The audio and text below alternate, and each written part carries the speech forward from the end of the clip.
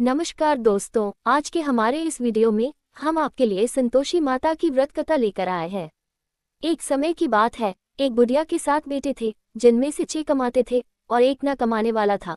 वो बुढ़िया 6 बेटों को अच्छा खाना बनाकर खिलाती, पर 7वें को उन सब का बचा कुचा जूठा खाना खिलाती थी। और वो बोला बाला अपनी माँ की इस चालाकी को समझ नहीं पाता था।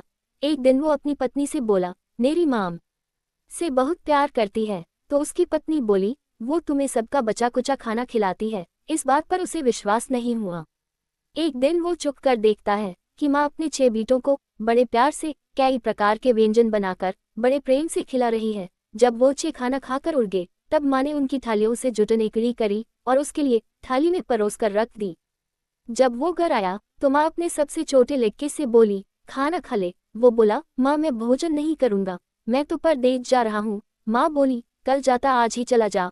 वो घर से निकल गया और गौशाला में पहुंचा, जहां उसकी पत्नी गोबर के उपले थाप रही थी। अपनी पत्नी के पास गया और बोला, मैं परदेश जा रहा हूँ, कुछ समय के बाद आऊंगा, तुम संतोष से रहना और अपने धर्म का पालन करना। इस पर उसकी पत्नी बोली, स्वामी आप आनंद से जाए, मेरी चिंता मत करे, मैं तो राम भरोसे यहाँ रह लूंगी।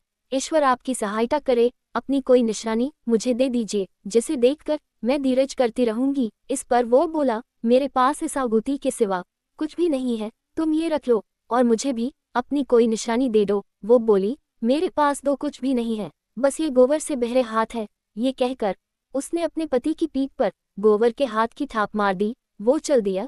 चलते चलते वो दूर किसी नगर में पहुंचा और एक व्यापारी की दुकान पर जाकर बोला, भाई मुझे नौकरी पर रख लो। व्यापारी को नौकर की जरूरत थी, तो वो बोला, ठीक है, लेकिन तनख्वाह तुम्हारा काम देख कर ही बताऊंगा। वो वहीं रहने लगा और सुबह 7 बजे से रात को 9 बजे तक नौकरी करने लगा।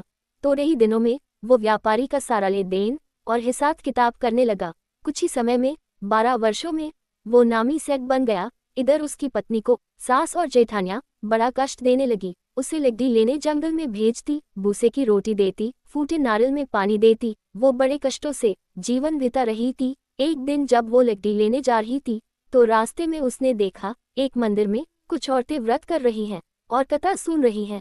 तो वो पूछने लगी, ये क्या व्रत कर रही हो, इसे करने से क्या होता है और ये कैसे करते हैं। तब एक स्त्री बोली, ये संतोषी माता का व्रत है, इसे करने से मनवांछित फल प्राप्त होता है और गरीबी, मन की चिंताएं, मुकदमे, कलह, रोग आदि सब नष्ट होते हैं। संतान सुख, धन, शांति और मन पसंद वर मिलता है और दूर गए पति के दर्शन होते हैं। उन्होंने उसे व्रत की विधि बता दी। उसने रास्ते में सारी लकड़ियां बेच दी और उन पैसों से गुड़ और चना खरीद लिया और व्रत की तैयारी कर संतोषी माता के मंदिर में पहुंची और माता से दुखी होकर विनती करने लगी, माँ मैं अज्ञानी हूँ और बहुत दुखी हूँ, मैं आपकी शरण में हूँ, मेरा दुख दूर करो माँ। अब वो हर शुक्रवार ऐसा ही करती। एक दिन माता को उस पर दया आ गए। एक शुक्रवार उसके पति का पत्र आया और अगले शुक्रवार पति का भेजा धन उसे मिला। अब वो माता के मंदिर में गए और उनके चरणों में गिरकर रोने लगी। बोली, माँ मैंने पैसे कब मांगे थे, मुझे तो अपना सुहाग चाहिए, मैं तो अपने स्वामी के दर्शन और सेवा करना मांगती हूँ। तब संतोषी माता ने प्रसन्न होकर कहा, जा बेटा, तेरा पति जल्द ही आएगा।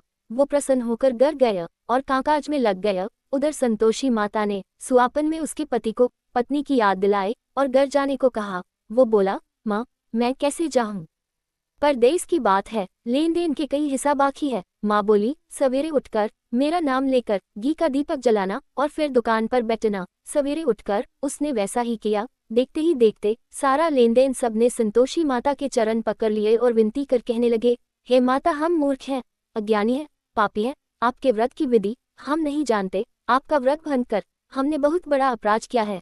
हे जगत माता हमारा अपराध क्षमा करें। माता बहुत खरिश हुई।